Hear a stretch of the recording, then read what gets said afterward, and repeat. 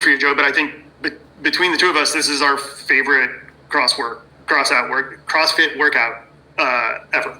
So why is that? It's just such a great test of fitness, man. I mean, it's, like you got to have capacity, right? Mm-hmm. You have to have intelligence around how you're moving the bar, how you're breaking everything up. It's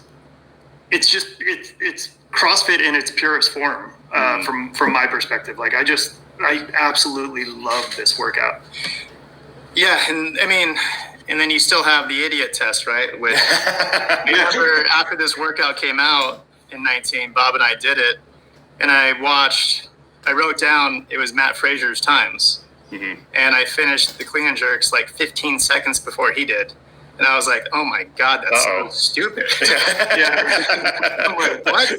And so it's like that, like how people are going to go faster than they should on those clean and jerks. And it's going to be a game changer, and it's going to punch them in the face. But yeah, like Bob said, it's just simple, straight through. And again, movements that everyone does a lot of in the CrossFit space. So it's simple to watch, easy to understand, but very difficult to complete. Yep. And every age group?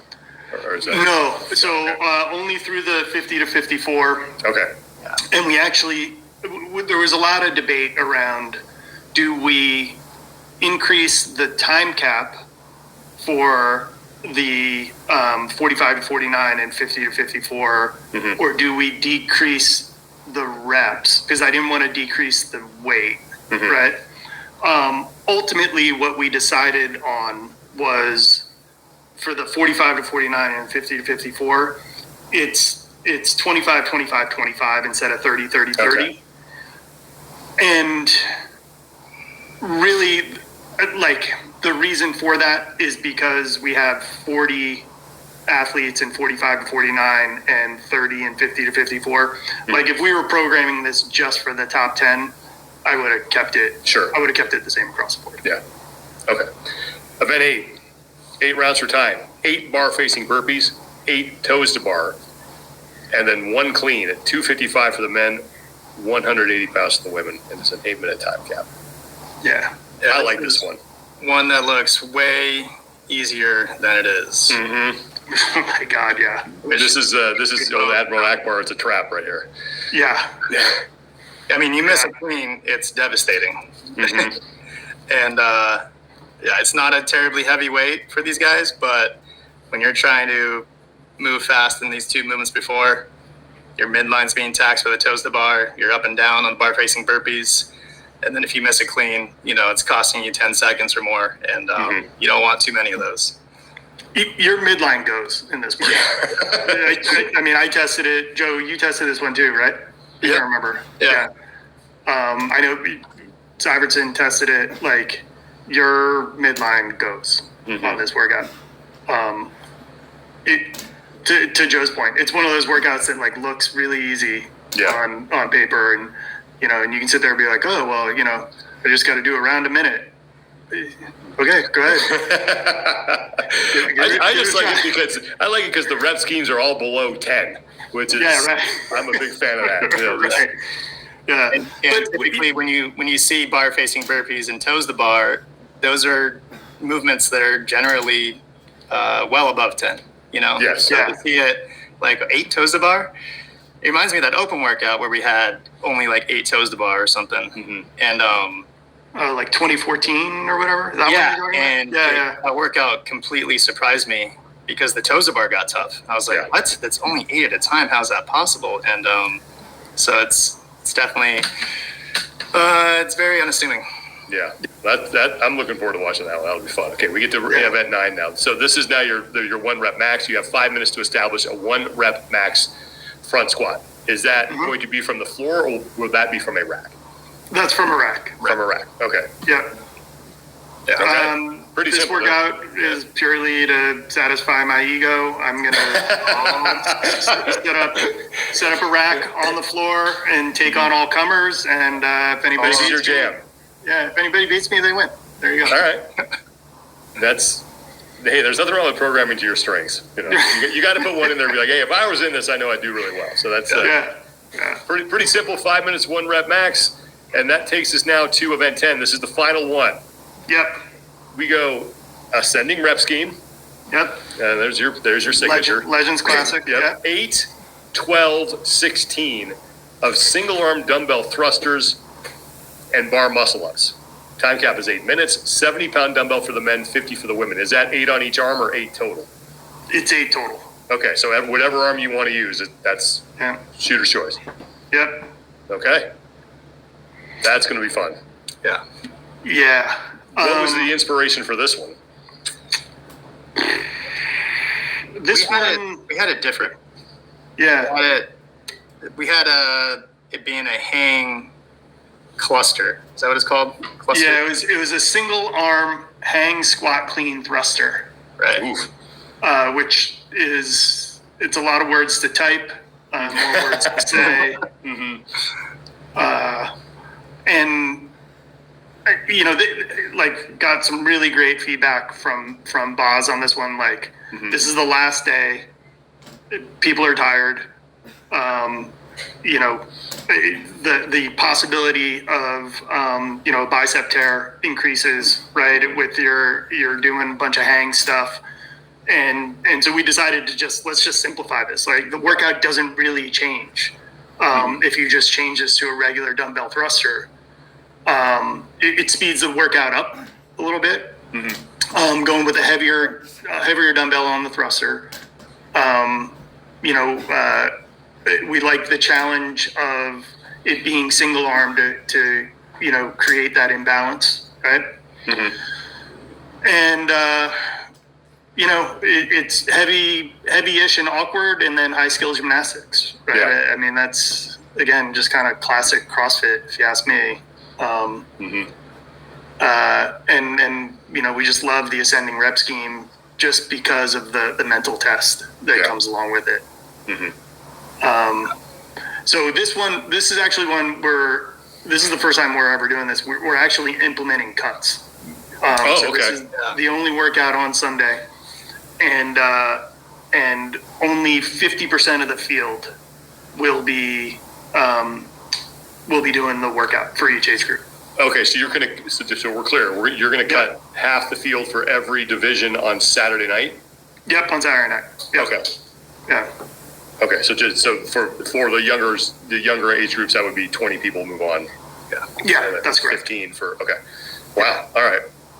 This will be fun. This will be a good way to end. Yeah. It's a nice, you know.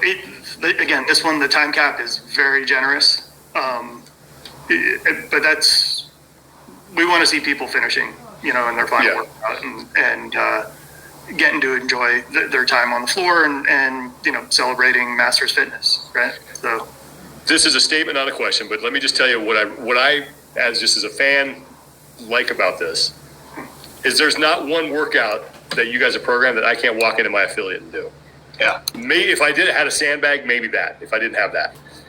But other than that, everybody can do these. I think I'm curious to see how, I mean, not to scale them. I don't know what my age group would be, but I would love to give that a try, because I think what's fun about that is it just gives you such a cool appreciation for how fit these individuals really are when you walk in. Even if you're just not even a Masters athlete, go and try some of these and then compare your times to what some of these athletes are putting up. You know, well, you know what we can do, Sean?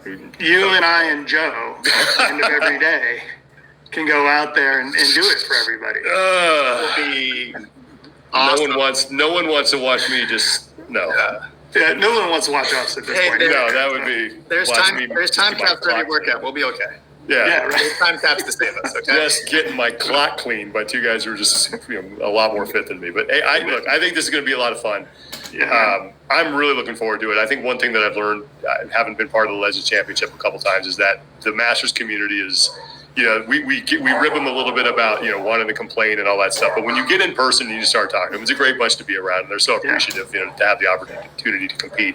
And I know that they have a lot of trust in you guys. So thank you so much for, you know, taking the lead on this and making sure that the Masters have a competition to where they can crown the fittest. Yeah, man. And thanks for supporting us over the years, and you know, thanks to those dogs. Hey. Good timing with them, and can't wait to see you next week, man. Just hang really out. looking forward to it. You know, Looking forward to it. So just a little housekeeping. If people want to watch, where can they check? Where can they find the action? And if they're still interested in attending in person, how can they make that happen? Yeah, so on our YouTube page, we'll be broadcasting the events. Games.crossfit.com will be also broadcasting the events as well. And if they want to go in person, tickets are available. You can go to legendscomp.com and there's a link. You can go to Ticketmaster and there's a link. Am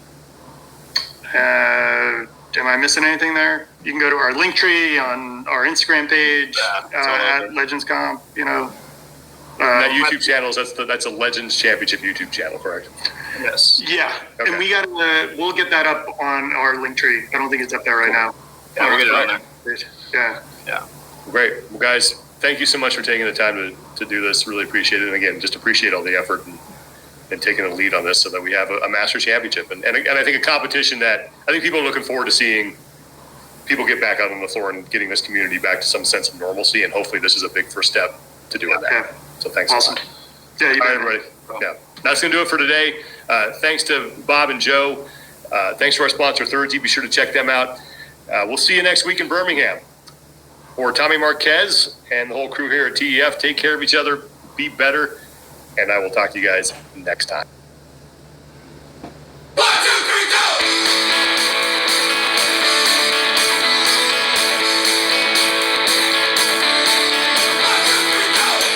What's going on, everybody? Welcome to a very special edition of Talking Elite Fitness.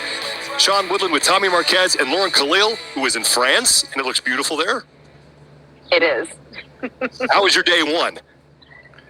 Oh my gosh. Do you know how great it is to have live, in-person competition back? Yes. Oh, yes, so it's good. fantastic. We don't have to worry about online snafus or anything like that. It's great to be back in person, and we're going to have a daily recap throughout semifinals. So we got 2 semifinals going on this weekend. We're going to jump into it here in just a second. We have Asia, the Far East Throwdown, and the French Throwdown, the Europe semifinal going on as well. But before we get into anything, we want to thank our sponsor for these episodes, and that is Northern Spirit. They have been around since 2013. You guys know that they are partnering with the semifinals to provide uniforms and apparel. They also are going to do an Inside the Semis on socials because, look, not everybody can be at all 7. Maybe Lauren could. I would be surprised to find a way to pull that off. But they're going to have a series from their point of view from all 7 semifinals across 6 continents. So keep an eye out for that. And they also have their latest CrossFit collection that you can check out at their website. We have that at the bottom of the screen. If you're just listening to this, that is northernspirit-sport.com. And they have some pretty good apparel here. Labeled with the CrossFit logo, and then all kinds of shirts and shorts. They actually sent me one of their shirts. It's super comfortable. Yeah, their stuff looks really good. I know Lauren's rocking some right now, but check them out. They have stepped up big time to help out with semifinals, and you can get that apparel collection.